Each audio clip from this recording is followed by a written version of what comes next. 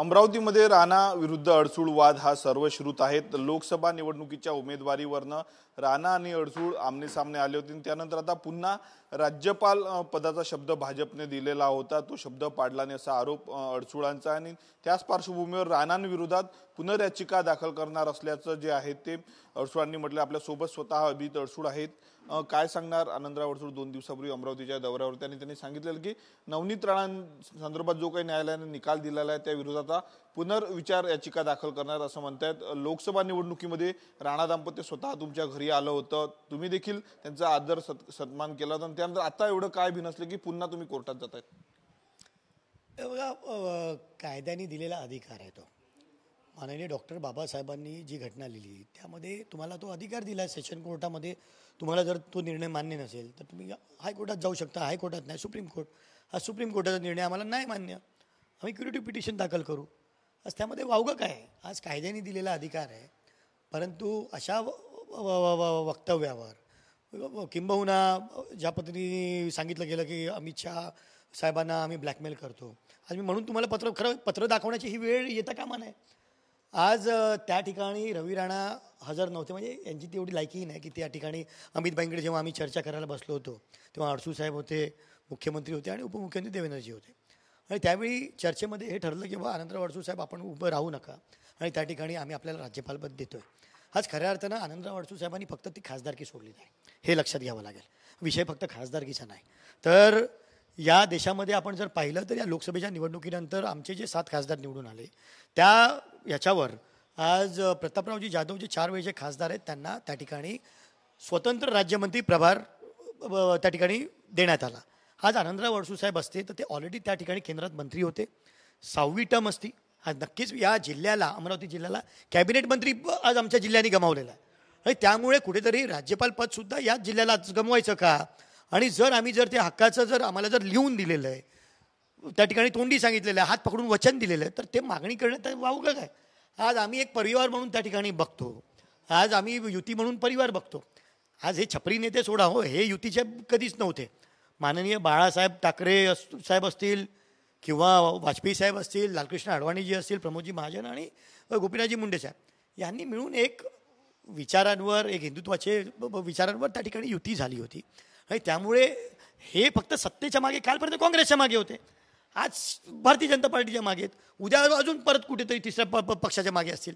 परंतु हे नेते अशा पद्धतीचं बेताल वक्तव्य करून आज ज्येष्ठ नेते जे 5 वेळा खासदार होते, केंद्रीय मंत्री होते, ज्यांनी आपल्यासाठी ही जागा सोडली त्याचा तरी विचार केला गेला पाहिजे। आज आम्ही निवडणुकीमध्ये त्यांना घरी बोलवलं, निवडणुकीमध्ये त्यांना हे केलं, आदर सत्कार केला।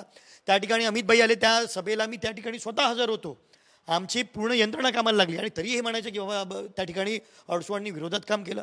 जर अडसूळांनी खरं विरोधात काम केलं असतं तर आज तुम्ही 1,00,000-1.5 लाख मतांनी पडला असता। आज या युतीमध्ये इतकं मोठं नुकसान, आज बच्चू भाऊंसारखा या जिल्ह्यातला एक मोठा नेता, ज्याच्या मागे शेतकरी आहेत, अपंग बांधव आहेत, आज ते मोठमोठे कार्यक्रम घेतात, त्यांच्यासाठी लढे देतात। आज असा नेता आज आमच्यापासून लांब झाला, त्यांना सुद्धा उमेदवार टाकावा लागला। या जिल्ह्यातले सगळे नेते एका ठिकाणी विरोधात होते आणि एका ठिकाणी राणा होता, तरीसुद्धा त्या ठिकाणी तिकीट देण्यात आलं। आता जर हा विचार झाला नाही की अशा पद्धतीने रवी राणाला पुन्हा जर डोक्यावर घेऊन आपण नाचलो तर नक्की महायुतीमध्ये मिठाचा खडा पडेल आणि महायुती भंग होईल आणि म्हणून कुठेतरी अशा या रवी राणाला या युतीमधून बाहेर काढावं ही मी विनंती करतोय।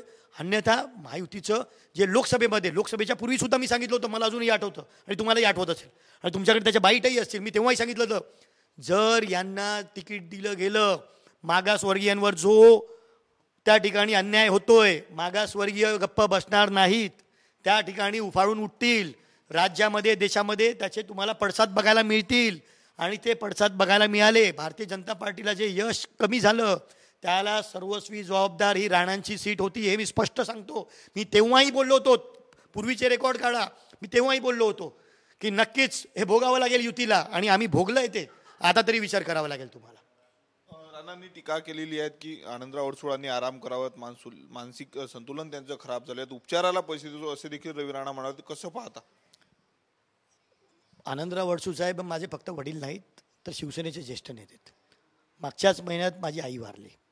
आज अशा वेळी एखाद्याची परिस्थिती आपण समजू शकता, सांत्वन तर सोडा, परंतु अशा अर्वाच्या भाषेमध्ये एखाद्या नेत्याची जर तुम्ही टिंगलटवाळी उडवत असाल तर मला वाटतं महायुतीतल्या नेत्यांनी नक्कीच याचा विचार करावा.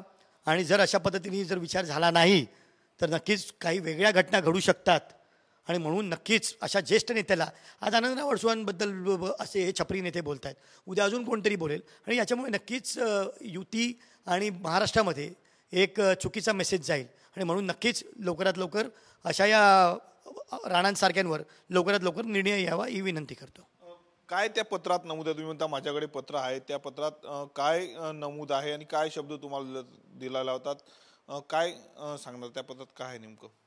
त्या पत्रात हेच लिहिलेलं आहे की त्या दिवशी आपण जे बोलणं झालं होतं मुख्यमंत्री, उपमुख्यमंत्री आणि देवेंद्रजी, आपलं अमित भाई, आणि त्या पद्धतीने आम्ही आनंदरावजी अडसूळ साहेब बाळासाहेबांच्या अतिशय निकटवर्ती होते आणि आपण त्यांना इतके वर्ष त्यांनी काम केलेलं आहे, त्यांचा इतक्या वर्षाचा एक्सपिरियन्स आहे आणि म्हणून आपण त्यांना कुठेतरी राज्यपालपद कुठल्या तरी राज्याचं द्यावं ही विनंती त्या ठिकाणी करण्यात आलेली आहे. आता काय भूमिका तुमची? आम्ही एक कुटुंब म्हणून आहोत महायुतीमध्ये. नक्कीच त्या ठिकाणी भारतीय जनता पार्टीचे जे वरिष्ठ नेते आहेत हे नक्कीच अडसूळ साहेबांचा कुठेतरी विचार करतील. आज क्युरेटिव्ह पिटिशनला कुठेतरी एक टाईम बाउंड लिमिटेशन आहेत आणि म्हणून ते 15 दिवसामध्ये आम्हाला तो निर्णय घ्यावा लागणार की क्युरेटिव्ह पिटिशन मी टाकू की नाही, आणि त्यामध्ये काहीच वावगं नाही आहे. शेवटला प्रश्न, किती जागा अमरावती जिल्ह्यामध्ये तुम्ही लढवणार आहात? बघा, यापूर्वी बडनेरा, दर्यापूर, तिवसा आणि अचलपूर शिवसेनेने लढवल्या होत्या आणि त्यामुळे, परंतु अचलपूर ही बच्चूभाऊंकडे असल्यामुळे सध्या ते युतीचे आहेत त्यामुळे ती आम्ही मागणार नाही, परंतु बाकीच्या 3 जागा आम्ही नक्की मागू. त्या ठिकाणी बच्चूकडूंना तुमचा पाठिंबा असणार आहे शिवसेनेचा? जर ते शिवसेनेचे असतील तर नक्की आम्ही त्यांना पाठिंबा देणार. जर ते युतीतले असतील तर आम्ही त्यांच्यासोबत 100% आहोत, पूर्ण जी जान से त्यांच्यासोबत आहोत. तर विधानसभा निवडणुकीमध्ये दर्यापूर असेल, बडनेरा असेल आणि तिवसा मतदारसंघावर तर आमचा दावा आहेच. अचलपूर मतदारसंघामध्ये बच्चू कडू जर महायुतीत राहिल तर त्यांच्या सोबत कायम राहू अशी प्रतिक्रिया जी आहे ती कॅप्टन अभिजित अडसूळ यांनी दिलेली आहे. कॅमेरामॅन अनिकेत दहातोंडेसह मी स्वप्नील उमाप, TV9 मराठी, अमरावती.